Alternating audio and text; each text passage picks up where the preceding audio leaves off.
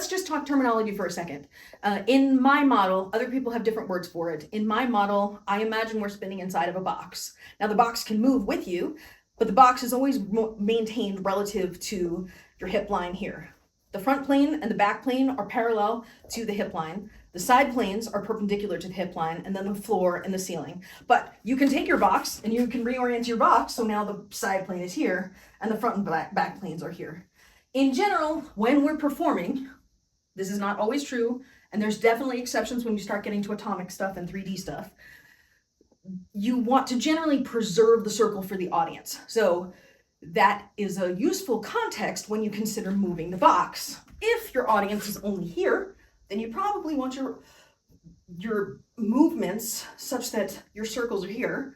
So your side plane, you'd want it to be here. You'd want to move yourself so that the circle remains there. But if you're spinning in the round, that changes because you want to address the entire audience.